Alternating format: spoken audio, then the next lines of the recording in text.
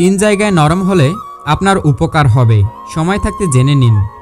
একটা সময় ছিল আমরা ভাবতাম শক্ত হওয়া মানেই শক্তিশালী হওয়া, চোখে চোখে রেখে কথা বলা, ভুলকে ক্ষমা না করা বা কাউকে প্রাধান্য না দেওয়াকে শক্তি মনে করতাম। কিন্তু বাস্তবতা কি বলে? জীবনের গভীরে যারা গিয়েছে, যারা সম্পর্ক, সময় আর মনের ব্যথা বুঝেছে, তারা জানে কিছু কিছু জায়গায় নরম না হলে জীবন কড়া শাস্তি দেয়।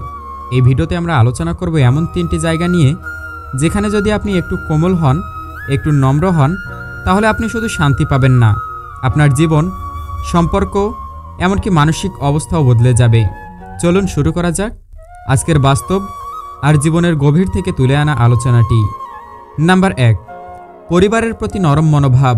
পরিবার এটা শুধু কিছু আত্মীয়র সমষ্টি নয়। পরিবার হলো আমাদের অস্তিত্বের মূল ভিত্তি, যেখানে জন্ম, যেখানে বেড়ে ওঠা, যেখানে প্রথম কান্না, প্রথম হাসি, প্রথম ভালোবাসা। তবু আমরা কাদের প্রতি সবচেয়ে বেশি রাগ দেখাই? বাহিরের মানুষ নয়, পরিবারের মানুষের প্রতি। বাবা মার সামান্য বকানিতে চিৎকার করে উঠি, ভাই বোনের কোনো আবদারে রেগে যাই, জীবনসঙ্গীর ছোট ভুলে ঘন্টার পর ঘন্টা কথা না বলে থাকি। কিন্তু আপনি কি জানেন, এই কঠোরতা, এই আচরণ শুধু অন্যদের কষ্ট দেয় না, আপনার নিজের মনকেও বিষিয়ে তোলে। পরিবারের প্রতি যদি আপনি একটু নরম হন, তাদের মন বোঝার চেষ্টা করেন, তাহলে আপনি অনুভব করবেন এক আশ্চর্য অনুভূতি, একটা শান্তি, একটা মমতা, একটা নির্ভরতা। পরিবারের মানুষগুলো ক্লান্ত, তারাও চায় আপনার হাসি মুখ, একটু শ্রদ্ধা, একটু ভালোবাসা। তাই নিজের ব্যস্ততা, অহংকার আর রাগের প্রাচীর ভেঙে দিন। একটু কথা বলুন, জড়িয়ে ধরুন, বলুন তুমি আছো বলেই আমি আছি। এই নরমতাই একদিন আপনার সবচেয়ে বড় সাপোর্ট হয়ে দাঁড়াবে। নাম্বার 2, ক্ষমার ক্ষেত্রে নরম মনোভাব। ক্ষমা খুব ছোট একটি শব্দ, কিন্তু এর গভীরতা অপরিসীম। ক্ষমা মানে নিজেকে হালকা করা, অতীতের কষ্ট থেকে মুক্তি পাওয়া।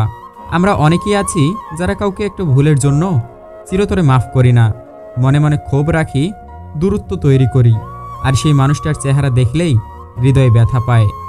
কিন্তু আপনি জানেন কি, আপনি যার উপর রাগ ধরে রেখেছেন সে হয়তো রাতভর কাঁদে, নিজেকে দোষী ভাবে, কিন্তু সাহস করে কিছু বলতে পারে না।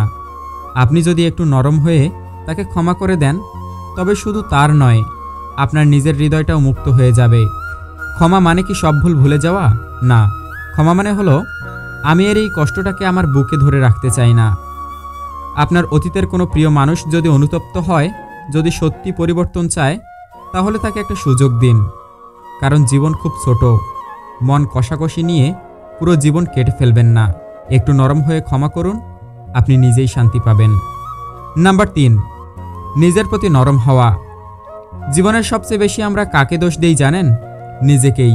একটা পরীক্ষায় ফেল করলে বলি আমি কিছুই না, একটা সম্পর্ক ভেঙে গেলে ভাবি আমার কোনো মূল্য নেই, একটা সিদ্ধান্ত ভুল হলে নিজেকে ঘৃণা করি।